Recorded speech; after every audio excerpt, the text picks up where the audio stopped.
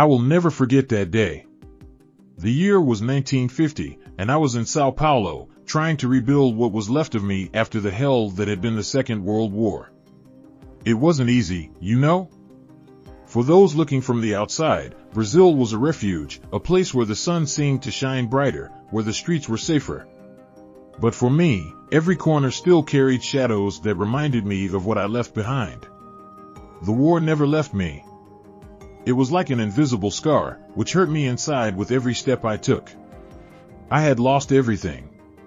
My father, my uncles, my cousins, they all died in Nazi concentration camps. I survived, but sometimes I didn't even know how. I spent my childhood on the run, hiding in dark basements, among the ruins of bombed buildings, trying to escape the gunshots, the bombs, and the horror. I remember feeling hungry, of course, but the thirst was worse. Do you know what it's like to be without water for days? The body begins to faint, and thoughts become cloudy. But somehow, I continued. I survived when many were not so lucky. That's how I arrived in Brazil, a country that, for me, represented the promise of a new beginning. I was 17 and still adjusting to my new life when I first saw her. She was different. I met her at school. She was also an immigrant, and like me, was trying to find a place to fit into a completely new world.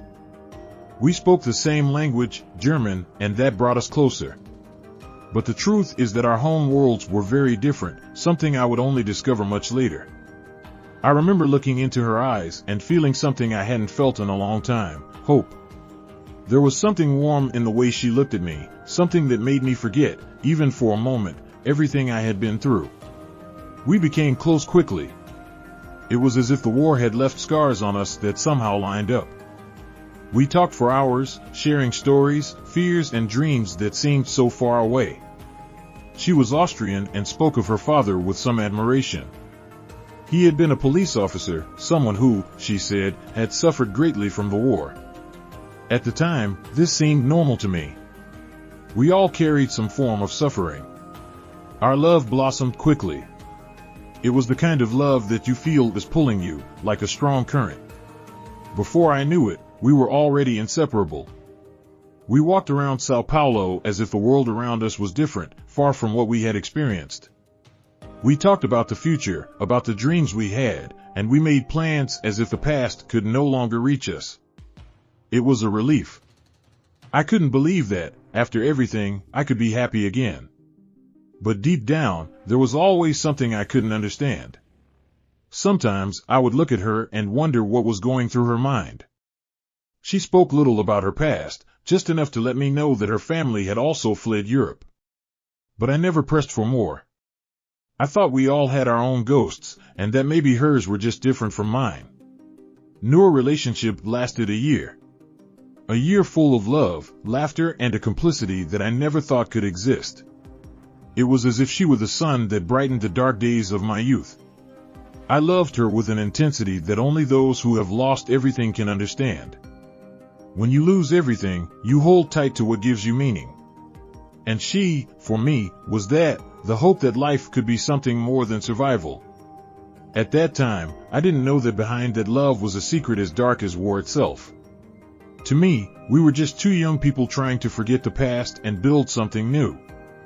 She spoke of her family with a certain pride, especially her father, who she said was a strong man, someone who had to make sacrifices to protect his own during the war.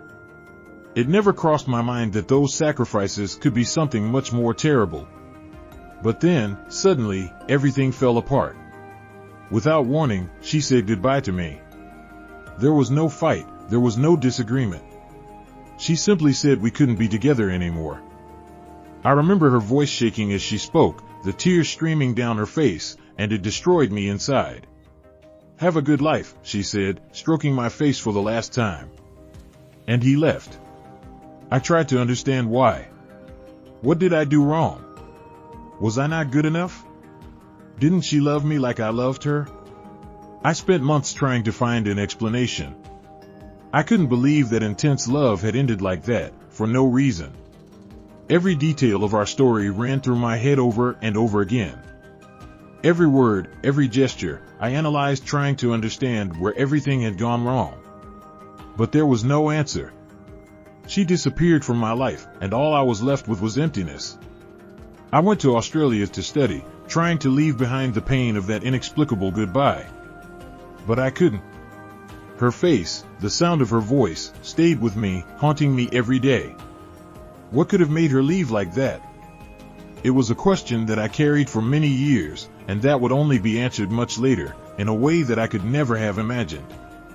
When I returned to Brazil, years later, I thought the pain had already subsided. I was older, more experienced, and had learned to live with loss. But then, fate decided to play with me in a cruel way. I met her again, this time a different woman. She was separated, and seemed more distant, as if life had taught her to be tougher. Even so, the connection between us was still there, like a flame that never completely went out. I thought maybe, just maybe, we could start over. But what I didn't know was that the past she hid was much darker than I could have ever imagined. There is no forgetting the sounds. The war had its own music, a macabre melody made up of explosions, screams, and the creaking of tanks in the streets. I was just a kid when it all started, but these sounds shaped who I am. Every sudden noise still makes me jump, my heart beating faster, my breath catching in my throat. This is the invisible scar that the war left on me. People talk about the physical marks that conflict leaves, but it's these silent marks, the ones that no one sees, that destroy me inside. My childhood was not like that of other children. While they were running through the parks, playing ball and laughing carefree, I was running for my life. I was born in a small town in Hungary, and before I could learn to speak properly, the sound of sirens was more familiar to me than any lullaby. We lived in the rubble of war, hidden, running away from something that I, at the time, barely understood. But the adults knew. My parents knew what was happening outside, where men in hate-filled uniforms patrolled the streets, ready to take those they felt didn't deserve to live. I clearly remember the day the sound of boots echoed down the street where we lived. I was 5 years old. I don't know how, but I knew that didn't mean anything good. I hid in the basement of the house while my father and mother ran to turn off the lights and close the windows. We heard the voices of soldiers outside, shouting, calling the Jews out of their homes. The terror I felt at that moment has never left me. The musty smell of the basement mixed with the cold sweat running down my forehead. I could hear the sound of my own rapid breathing, as if I was trying to calm myself. My mother whispered prayers under her breath, but even she no longer believed that God would save us. When they finally found us, my family was separated. My father, my uncles, my cousins, they were all taken. The men were marked for death. I was too young to understand what that meant. I didn't know I would never see them again. I just remember looking into my father's eyes as he was dragged away from us. His look of despair burned me inside. It was the last time I saw him. I was thrown into a truck with other children, some younger, some a little older, but all with the same blank stare, all already aware that the worst was yet to come. The truck took us to a place I could never forget, a field. We called it a field, but there was no room to run, play, or dream. It was a place made to destroy us. Those who arrived with us gradually disappeared. First, the weakest, those who could not stand the hunger. Then, those who fell ill. And, finally, those who were taken in the selections. Always early in the morning, always without explanation. I survived through pure luck, or perhaps the fact that my body got used to the suffering. There wasn't enough food, and what little we got was shared. Water was a rarity, and the taste of thirst was something that, to this day, haunts me. There were days when I drank puddles of dirty water on the floor, just to keep my body functioning, even though I knew it could kill me. It was that or succumb. The worst part, however, was not the hunger or thirst. It was the smell. The smell of death. It was an odor that penetrated the skin, that clung to our clothes and our hair. I slept surrounded by corpses, children like me who were not so lucky, who succumbed to cold, hunger, or the merciless hands of soldiers. We didn't bury the bodies. There was no time, no space. We just let death take whatever it wanted while we fought to survive another day. After months, maybe years, there was no more pain. My body was so used to suffering that it no longer reacted. I looked at my bones, visible beneath my skin, and wondered if that was all that was left of me. I wasn't a boy anymore, I wasn't a person anymore. I was just a shadow, a memory of what once was a life. When the war finally ended, and I was released, freedom brought no relief. The world outside the field was no longer the world I knew. I walked the streets of Budapest like a ghost, surrounded by ruined buildings and bodies that had never been buried. There was silence, a silence more terrifying than any sound of explosion I had ever heard. It was the silence of the dead. Because, at that time, the world was theirs. We, the living, were few and too hurt to celebrate the end. It was in this state that I arrived in Brazil. I was raw, emotionally and physically. Every step I took reminded me of the horror I left behind. The food was plentiful, the streets were alive, but inside me, everything was still dead. That's why, when I met her, she was like a breath of life. I didn't know I was still capable of feeling something as powerful as love. But she brought me back. Her smile, the way she spoke, her delicate hands that, for some reason, made my heart beat at the right pace again. But what I didn't know was that while I was trying to put the past behind me, her past was even darker than mine. She healed me in ways I didn't know was possible. But at the same time, she kept a secret that could destroy everything we were trying to build. The reunion with her was a mixture of happiness and discomfort that I couldn't explain.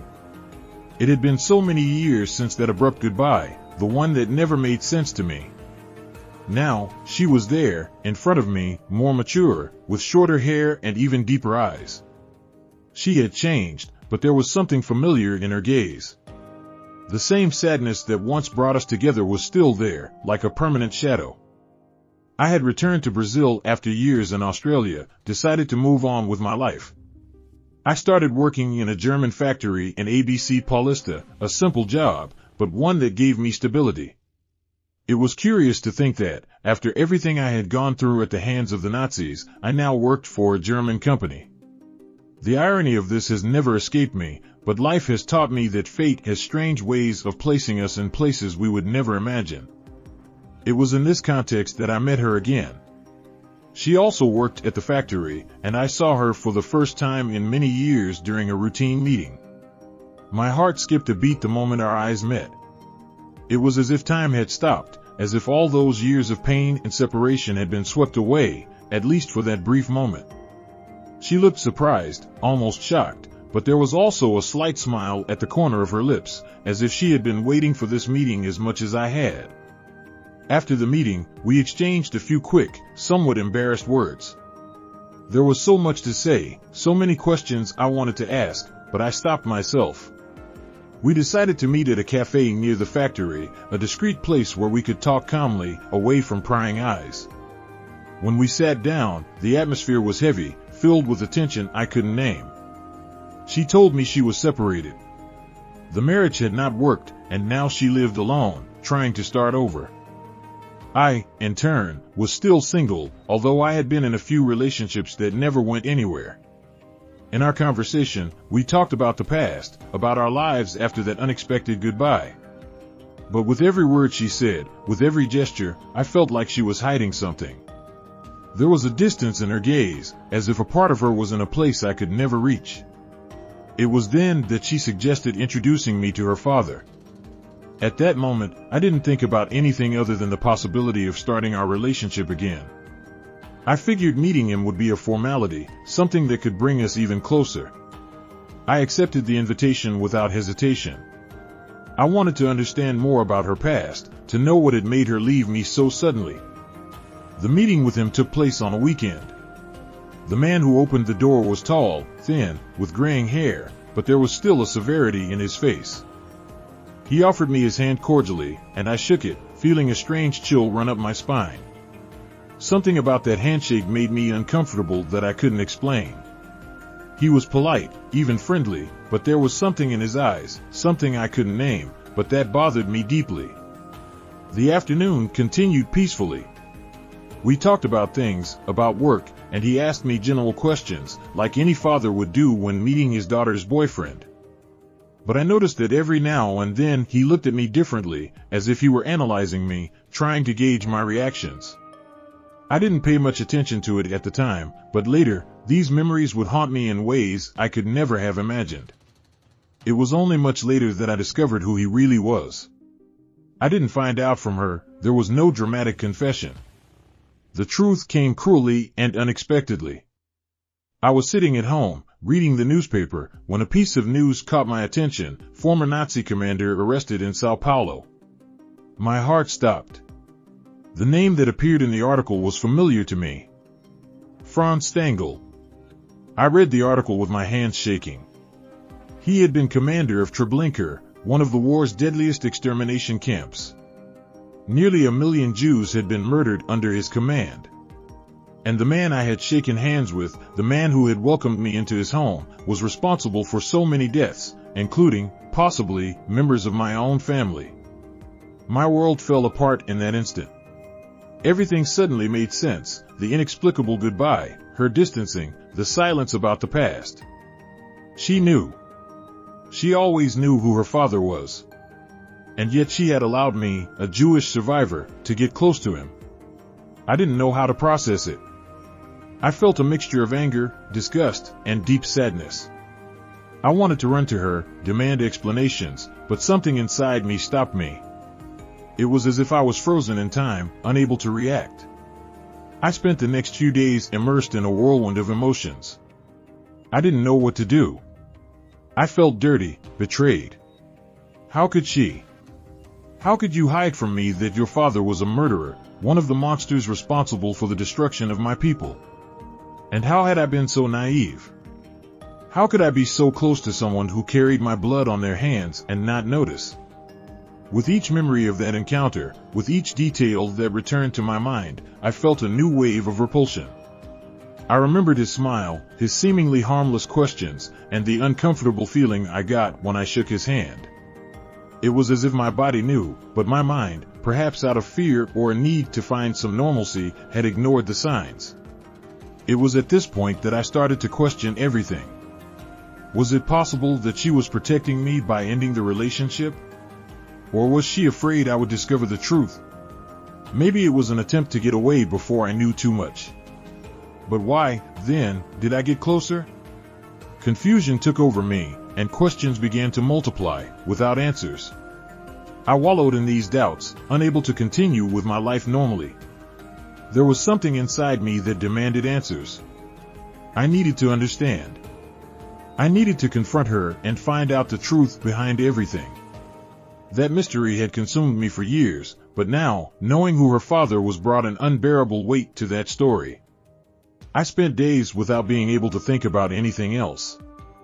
The image of him, her father, with his cold gaze and empty smile, haunted me. Every time I closed my eyes, it was like I was back in that room, clutching the hand that, I now knew, was stained with blood. The hand that had signed the death warrant for hundreds of thousands of Jews, perhaps even my own relatives. I felt a knot tightening in my chest, a growing anger that fought against sadness. But most of all, there was one question that tormented me: did she know? Did you always know? And if you did, why didn't you ever tell me? These questions kept echoing in my mind, over and over, until I couldn't take it anymore. I needed answers. She was the only person who could explain to me what really happened, what led her to get close to me, to love me, and then to walk away from me without explanation. She, who kept that dark secret, had to tell me the truth, no matter how painful it was. I decided to find her. I called her, and the voice on the other end sounded as if nothing had happened. "Can we meet?" I asked, trying to keep my voice steady even though my heart was beating too fast. She hesitated for a second, but agreed. We arranged to see each other in the same cafe where we met for the first time. As I walked there, my thoughts were torn between what I should say and fear of what I would find out. When I arrived, she was already there, sitting at the table, stirring a cup of coffee, lost in thought. When he saw me, he smiled, but there was a tension in the air that we both felt. I sat down, and for a few minutes we said nothing. Only the soft noise of the cafe around us, the clinking of cups and the murmur of distant conversations, filled the uncomfortable silence between us. "You knew," I began, bluntly, without preparing the ground. She looked up at me, confused for a moment, but then her shoulders slumped slightly, as if she realized what was coming. "Did you know what?" he replied, his voice low, almost hesitant. "Your father," I said, feeling my stomach drop as I uttered those words. "Franz Stangl, commander of Treblinka." For a moment I thought she was going to deny it, but then I saw a shadow pass over her face. She looked away and was silent. Her silence was all I needed to know for sure. My chest tightened, as if the air was being sucked out of me. "You knew," I repeated, this time with more certainty. "All this time, you knew who he was. And you never told me."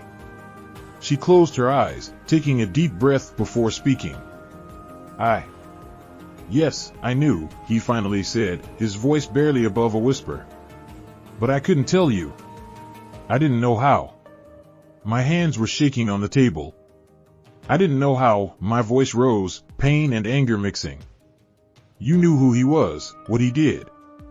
You knew he was responsible for the deaths of people like me, like my family. How could you let me sit at the table with him? How could you introduce me to him, knowing all of this?" She looked at me with teary eyes, and for a moment I found myself torn between the pain I felt and the pain I saw in her. But at the same time, I couldn't forgive. I was destroyed inside. Everything I thought I knew about her, about us, crumbled into a truth that was impossible to accept. "I didn't know what to do," she said, finally letting the tears flow. "I discovered who he was long after you did. Throughout my childhood, he was just my father, a quiet and stern man, but who I believed to be a good man. It was only when we were teenagers that I discovered the truth, and when I found out, I was already in love with you.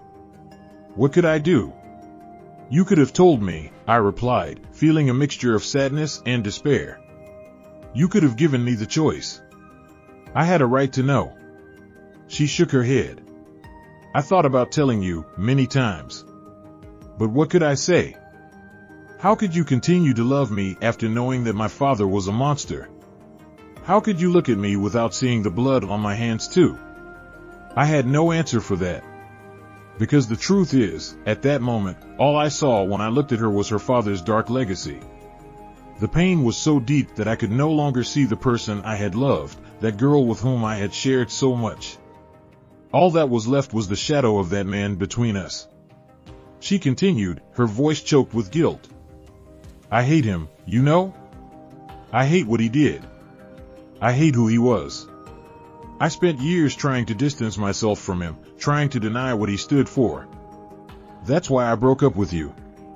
When I found out he had moved to the Brazil, that he was closer than I ever imagined, I knew we couldn't continue. I knew that sooner or later you would find out, and I wouldn't be able to handle it.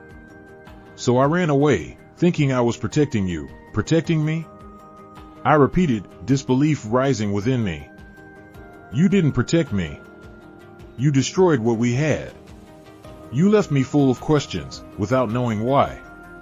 And now, after all these years, I discover that the man who destroyed the lives of so many, including mine, was your father. I can't even process this." She sobbed softly, and for a moment I thought about getting up and leaving. But something held me there. The truth is, as devastated as I was, part of me still wanted to understand. Part of me still wanted to hear everything she had to say, no matter how painful it was. "I never wanted to hurt you," she said, her voice broken. "But I didn't know how to tell you without losing you. And in the end, I lost it anyway." I closed my eyes for a moment, trying to calm the storm that was forming inside me. The image of my father, of my family, of everyone who died under her father's orders, flashed through my mind like a movie.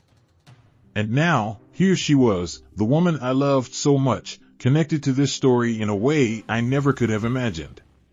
When I finally opened my eyes, she was looking at me, hoping for something I didn't know I could give, forgiveness. But how could I forgive that? How could I just forget what her father had done, what she had hidden from me? I didn't know. And in that moment, all that was left was silence, a silence as heavy as the past that surrounded us. The silence that fell between us seemed to suffocate. I wanted to say something. I wanted to scream, accuse, demand answers that perhaps she could never give me. But the words just wouldn't come. All I could do was stare at her, searching those eyes I knew so well for any trace of the girl I once loved. But all I saw now was a stranger. And what hurt most was that she hadn't become a stranger overnight. She had always been that person, from the beginning. I just didn't know. She wiped her tears with the back of her hands, trying to compose herself, while I sank deeper and deeper into the questions swirling around in my head. Why had she approached me, knowing what she knew? How were you able to carry that secret for so long?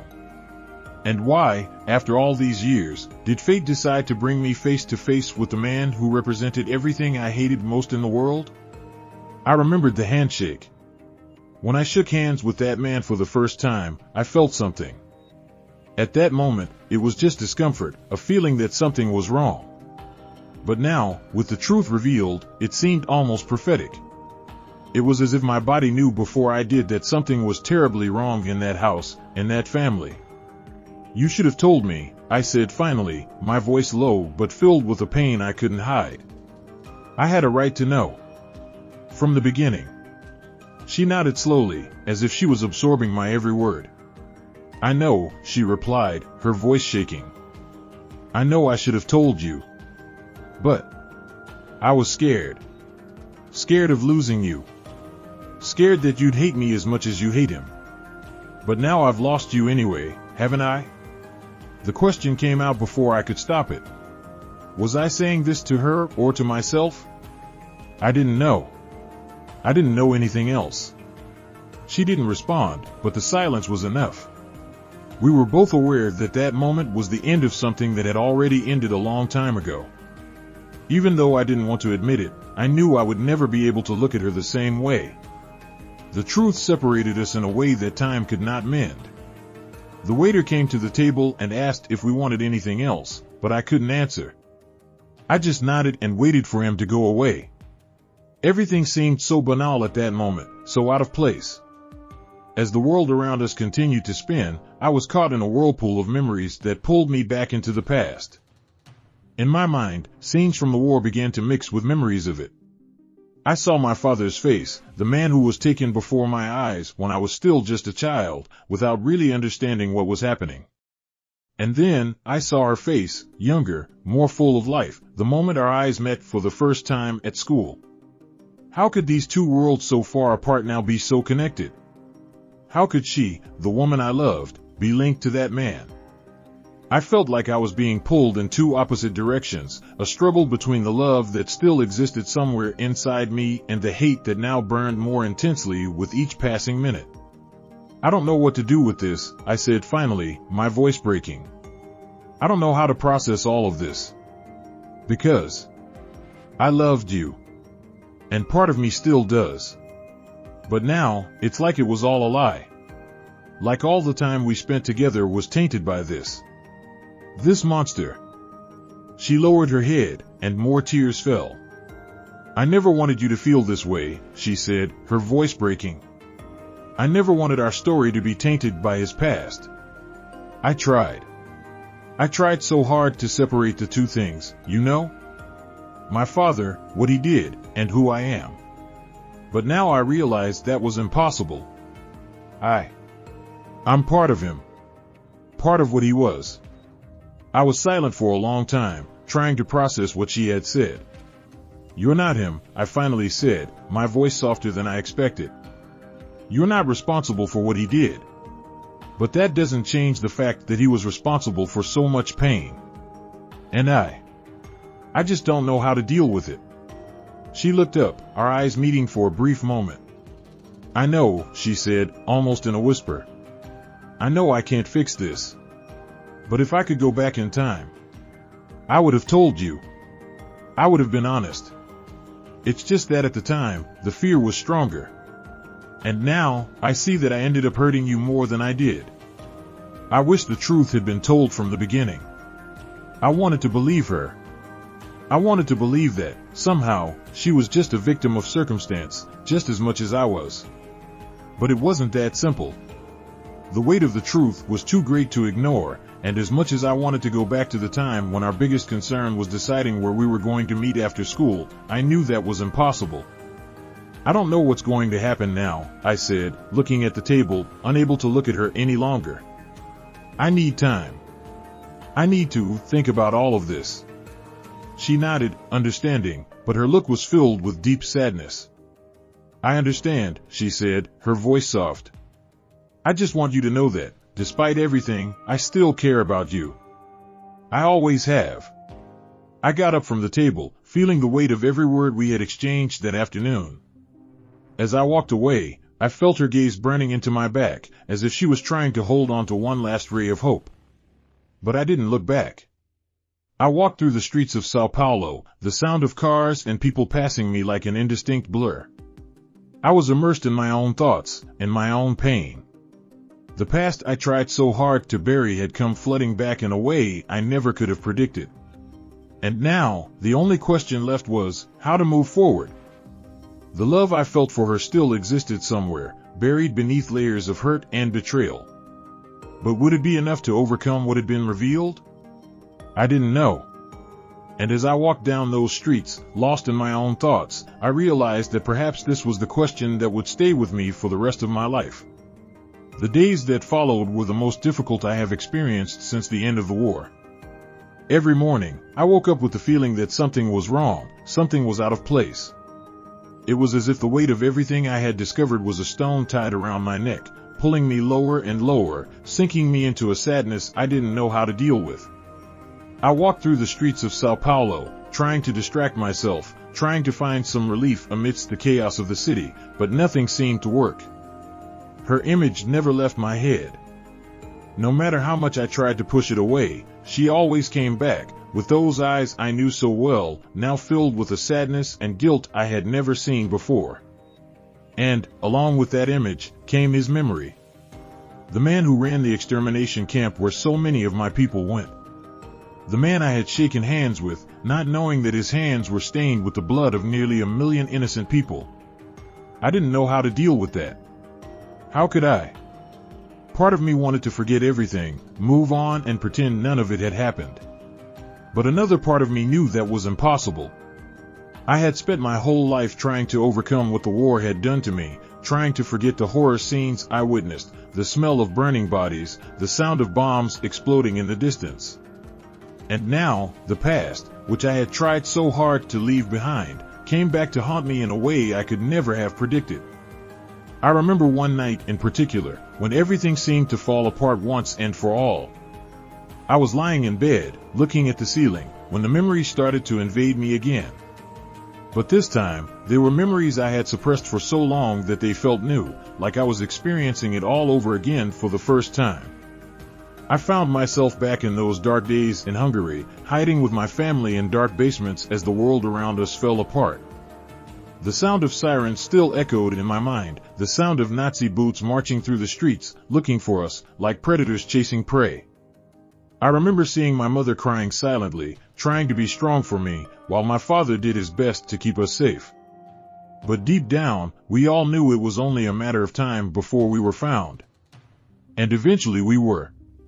They arrived one gray morning, and my heart stopped the moment I heard the loud knocking on the door. I remember my father pushing me into a corner, asking me to be quiet, as he opened the door with an expression I had never seen before. It was fear, but not only that. It was a resignation, as if he knew this was the end. The soldiers entered the house violently, turning everything upside down, knocking over furniture, shouting hateful words in a language that I didn't understand very well, but that I didn't need to understand to know what it meant. My father tried to argue, tried to explain something, but they weren't interested in listening. I remember how one of the soldiers pushed him so hard that he fell to the ground. My mother screamed, and then the soldier turned to her. And that's when the terror really began. They separated us. My mother was dragged out, while I, small and defenseless, could do nothing but watch. My father was taken in another direction, along with the other men on our street. I wanted to scream, to run after him, but my legs were paralyzed with fear. That day, I lost everything. I lost my family, I lost my childhood, and I lost any illusion that the world could be a safe place. These memories haunted me for so long that I eventually learned to live with them, as if they were part of who I was. But now, everything was coming back to the surface, with an intensity one didn't know if I could handle. I got out of bed that night, unable to continue lying there with all those memories haunting me. I walked around the house, trying to clear my mind, but nothing seemed to work. Her image, his image, the two connected in ways I could never have imagined, was always there. No matter what I did, it was impossible to escape. It was that night that I made a decision. I needed answers, answers only she could give me. I needed to know why she remained silent, why she left me immersed in that darkness for so long. Maybe, somehow, confronting her again was the only way to ease the weight I was carrying. The next morning I called her. My voice was strained, and I could feel the hesitation on the other end. "We need to talk," I said. She was silent for a moment, but then nodded. We arranged to meet at the same cafe where we had had our last conversation. It was ironic how this place, which once represented a kind of refuge, now seemed to be the stage for something much darker. When I arrived, she was already there, sitting at the same table. This time, however, there was a difference in his countenance. She looked even more dejected, as if the guilt she carried was slowly destroying her. I sat across from him, and for a moment, neither of us said anything. The silence between us was heavy, filled with everything that still needed to be said. "I've been thinking," I began, my voice calmer than I expected. "About everything that happened. About you, about your father, and about us." She looked at me, her eyes shining with tears she was trying to hold back. "I know you hate me," he said, almost in a whisper. "I know that. What I did was unforgivable. But I never wanted it to be like this. I never wanted you to suffer." I took a deep breath, trying to find the right words. "I don't hate you," I replied, surprising even myself. "But I also don't know if I can forgive you. What you hid from me, what your father did, it's a lot to bear." She nodded slowly, tears finally escaping and rolling down her cheeks. "I know," she said, her voice choked with emotion. "And I'm so sorry about that. But please believe me. I never wanted our story to end like this." I wanted to believe her. Part of me really wanted to. But the weight of the truth was still there, suffocating me, preventing me from seeing beyond the pain. The past we shared was now irrevocably tainted by what she had hidden from me. And in that moment, I realized that maybe some things just can't be fixed. The cafe seemed to be full, but at the same time, everything around it was a blur. I could barely hear the sounds of clinking cups, whispered conversations, and hurried footsteps. The weight of the situation was so great that it almost isolated me completely. There, sitting in front of her, it felt like time had stopped. Her words echoed in my head. I never wanted our story to end like this. But how could I move on? How could I forgive? What was left of us after all this? She looked at me with teary eyes, but it was the weight of the truth that separated us like an insurmountable chasm. Even with all the sadness I felt seeing her like this, I couldn't forget what I had discovered. Her father, the monster who ordered the extermination of thousands of innocent people, including possibly my own family. He was there, in our lives, the whole time, while I remained blind. And she knew. Her silence was as cruel as the atrocities he committed. "You destroyed me," I said, the words coming out almost in a whisper. "What you did, or rather what you didn't do, left me in pieces. I loved you. I trusted you. And you hid something from me that completely changed everything I thought about us. Just as you expected, I handled it." She didn't say anything right away. She just lowered her head, trying to find the right words, but I could see that even she didn't know how to respond. There was no justification that could erase the pain we felt, both me and her. "I know," she finally replied, her voice shaking. "I know I was wrong. I knew what my father did. But I always tried to separate who he was from who I am. And when I fell in love with you, I didn't know how to deal with it. All I wanted was that our love was real, that our story was ours, without the shadow of the past. But I was naive.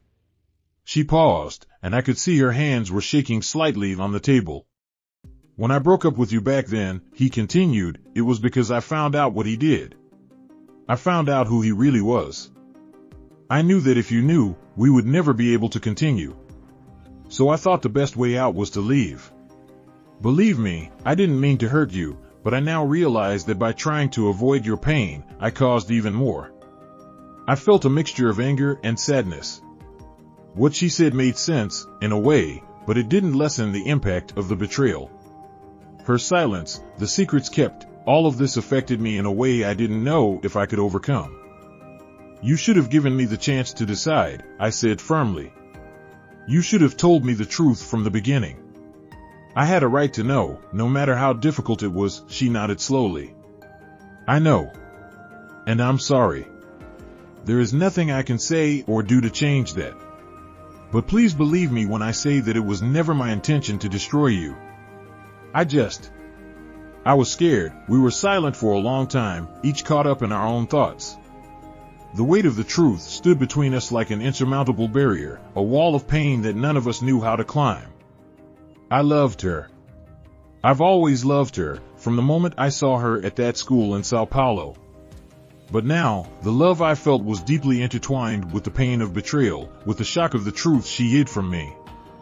And then, finally, I asked myself, could I forgive her? Forgiveness seemed unattainable at that moment, almost impossible. How can you forgive someone who, in a way, was carrying the weight of such a dark story? How can I forgive someone who left me without answers for so many years, who left me alone in a sea of doubts and hurt? But at the same time, part of me wanted it. Part of me wanted to believe that, despite everything, she wasn't responsible for her father's crimes. That the woman I loved was still there, somehow, waiting for me to see her again. I don't know what to do, I confessed, my voice shaking. I'm so confused. I love you, or at least I loved the person I thought you were. But now, it all feels like a lie. She reached out her hand, hesitantly, as if she wanted to touch mine, but stopped halfway, not having the courage to go any further. I don't expect you to forgive me now, he said softly. I just hope that someday you can understand how much I loved you. And how much I still love you. Her words hung in the air between us, filled with almost palpable emotion. I could feel the sincerity in her voice, the pain she carried for everything that had happened. But at the same time, the weight of the betrayal was too great to ignore. It was as if part of me wanted to reach out and pull her close, while another part held me back, aware that some wounds just don't heal. I looked at her, taking in every detail of her face. Time had left its mark, but she was still the woman I fell in love with. Yet now she was also the woman who hid the most devastating truth of my life from me. How could I reconcile these two realities? I need time, I said finally, feeling the weight of those words. I can't just forget what happened. I can't pretend I don't know who your father is, what he did. But I also can't just erase how I feel about you. She nodded, slowly. I understand, she said, her voice breaking. I know it's going to take time. And if it means we'll never be together again, I'll understand. I just wanted you to know that, despite everything, I still love you. And that I'm deeply sorry for everything that happened. I got up, feeling the need to get out of there, to breathe air that wasn't weighed down by the weight of that conversation. I didn't say anything else. I just turned and started walking out of the cafe, knowing she was watching me as I walked away. Emotions were mixed inside me, sadness, anger, and a sense of irreparable loss. As I walked through the busy streets of Sao Paulo, I realized that conversation was not the end, but the beginning of a new chapter. A chapter one didn't yet know how to write, a chapter that involved facing the demons of the past and perhaps finding a way to move forward. But forgiveness? I didn't know if this was something I could achieve. The days that followed that conversation were like a dense fog that I couldn't get through. My thoughts were cloudy, and the feeling of uncertainty seemed to creep into every moment of my day. What should I do now? How could I deal with all that had been revealed? Part of me longed for a quick resolution, a definitive answer to the question that was rattling around in my head. Would it be possible to forgive? I spent hours walking aimlessly through the streets of Sao Paulo, lost in my memories. Every corner seemed to remind me of a moment with her, a conversation we had, a place where we laughed together. But now, those memories, which before brought me a certain nostalgia, were stained by what she had hidden. How could the woman I loved be the daughter of a man like that? The daughter of a commander of one of the deadliest extermination camps in history. And what would I do with this knowledge? I walked around the city center, observing the people around me but feeling completely disconnected from them. It was strange how life continued to move so normally, while inside me everything was falling apart. The traffic, the casual conversations on the sidewalks, the laughter that echoed from the bars, none of it seemed to fit into my inner world, which was now a mixture of anger, sadness, and doubt. I stopped on a bench in the square, close to where we used to walk together. I sat there, watching the steady stream of people passing by, trying to find some clarity amid the confusion.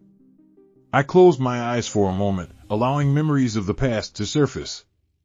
I remembered the day we met, that afternoon when she, with her shy smile, made me forget for a few minutes everything I had experienced during the war. I remember how her presence seemed to illuminate the darkest corners of my soul. And for a while, I thought she was the light that would bring me out of the darkness. But now, that light was off. The weight of the secret she carried had obscured everything. There was a chasm between us that I didn't know if I could cross. As I was thinking about all this, an old man sitting on the next bench started talking.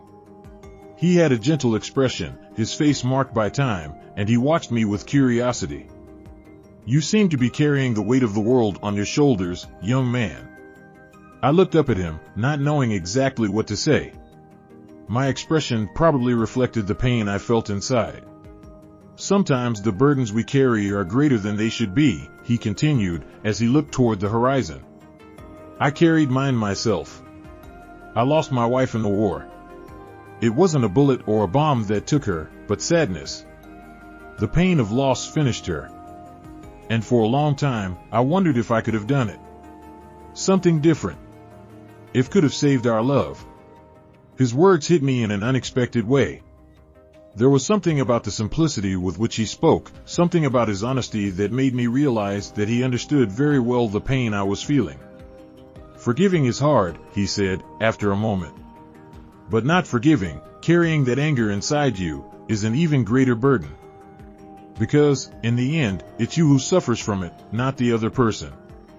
I listened, without interrupting. He didn't know what I was going through, but he seemed to say exactly what I needed to hear. "Forgiveness is not for them," he continued, "it's for you. So that you can live in peace, so that you can move on. It doesn't mean that you forget, or that you accept what they did, but it means that you don't let that define who you are." Those words kept echoing in my mind long after the old man got up and said goodbye. I sat there for a while longer, thinking about what he had said. Forgiveness wasn't about her, it was about me. But I still didn't know if I was ready for that. That night, back at my apartment, I found myself thinking about what forgiveness really meant. I had read, somewhere, that forgiving does not mean forgetting, but rather letting go of the expectation of a different past. Maybe that was what I needed. Maybe that was what I was missing. But forgiveness didn't come easily. The image of her father, Franz Stengel, haunted me. I began to revisit memories of the war in a more vivid and painful way. I saw my family being ripped away from me, the faces of my cousins, my uncles, they were all gone forever. And that man, her father, had been one of those responsible for that pain. The revolt I felt inside me grew more and more. It was as if the past, which I had tried so hard to bury, was swallowing me. The next morning I decided I needed to do something about it. I could no longer live with this burden. I needed to face the past head on, no matter how painful it was. And that meant confronting not just the truth about her, but also the truth about myself. About what I still carried from the war. About the wounds that never healed. I looked for reports, read books, revisited documents about Treblinka, trying to understand more about Franz Stengel's role in that nightmare. Each new piece of information was like a blow to the chest. Knowing that I was so close to someone so monstrous, someone who, without hesitation, took the lives of so many innocent people, filled me with a rage that I could barely contain. But then, something occurred to me. As much as I hated her father, as much as I wanted to blame her for everything she hid from me, the truth was that she wasn't responsible for his crimes. She didn't choose to be his daughter. And, it seemed, she had also been a victim of her own story. She, like me, also carried the weight of a past she didn't ask for. And that realization hit me hard. It was easy to hate. Easy to hold a grudge. But live with it. It was unbearable. I needed to confront her one last time. I really needed to understand how she dealt with the dark legacy her father had left. And maybe, in this final conversation, I could find some peace, some way to move forward, whether I forgive or not. I picked up the phone and called her. Her voice on the other end sounded hesitant, but at the same time relieved that I had made contact. We arranged to meet at your home, away from the distractions of the cafe. This meeting would be decisive. I needed answers, and she seemed ready to provide them. I arrived at her house shortly after dusk. The sky was painted in soft shades of orange and purple, as if the day was bidding farewell with a silent, melancholic beauty. The atmosphere reflected exactly what I felt inside, a mix of peace and anxiety, as if something important was about to happen. I knew this meeting wouldn't be easy, but it was necessary. I needed answers, a conclusion to the story that hurt me so much. More than that, I needed peace. She was waiting for me at the door, with an expression that mixed fear and hope. She was thinner, perhaps due to the stress of the last few days, but there was something in her eyes that I hadn't seen in a long time. It was as if, despite everything, she was ready to face whatever came next. "Thank you for coming," she said softly, making room for me to enter. I nodded silently, my heart pounding, as I crossed the threshold. The house was quiet, almost devoid of sound, except for the faint sound of a kettle on the stove, which made the atmosphere more intimate, more personal. She led me into the living room, where we sat across from each other, like two strangers who needed to decide the future of a shared history. For a moment, we were silent. I observed the details of the room, trying to remove the weight of the conversation that was about to come. The couch, the curtains, the coffee table.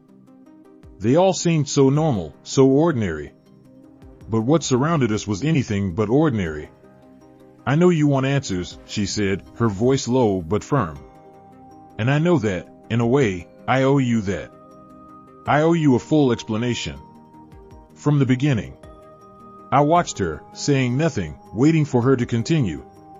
I knew she needed to get it all out, and despite the pain that still consumed me, I was ready to listen. When we were teenagers, I didn't know the truth about my father. He was just my father. A man who was always stern, rigid, but who, in my eyes, was a protector. When we came to Brazil, he told me that we were running away from something bigger, from an injustice, but he never went into details. I was young, naive, and I accepted his version. She paused, and I could see the pain in her eyes. It was a weight she also carried. "I found out by chance," he continued, "when I found documents hidden in our basement. It was such a shock that I didn't know how to deal with it. I felt lost, disgusted. My father, that man I admired, had been a monster. And even worse, I was in love with you, a Jew, someone who had survived what he helped create. I panicked. How could I tell you this?" She ran a hand through her hair nervously. "That's why I broke up with you, Gabriel. Not because I didn't love you, but because I thought I was protecting you. I thought the only way to spare you the pain was to walk away before you found out on your own." I was silent, absorbing every word. Her revelation made sense, but the impact of her decision still hurt. She tried to protect me, but in the process, she ended up hurting me more deeply than any truth would have done. And that was the hardest thing to accept. But now, with everything that's happened, I realize I was a coward," she continued, her voice cracking a little. "I should have trusted you. I should have been honest, no matter how painful it was. And I am deeply sorry that I didn't. I spent years hating myself for that choice, years thinking about how things might have been different if I had had courage to tell you the truth." The tears were slowly streaming down her face now, and I felt my heart squeeze. Seeing her pain, her guilt, made it even harder to continue feeding the hate and hurt I had been carrying. She was not responsible for her father's crimes. She was a victim, like me, of a dark legacy that none of us chose. I never stopped loving you," she said, her voice shaking. "Even after everything, there's never been a day that I didn't think about you. And I don't expect you to forgive me right away, but I needed you to know that. I loved you. I love you." Her words hung in the air, filled with a sincerity that I couldn't ignore. What she said touched me deeply, but I was still torn. The love he felt for her was there, but buried beneath layers of hurt and confusion. I wanted to believe we could find a way, but I also knew the past was a difficult weight to bear. I was silent for a long time, trying to process everything.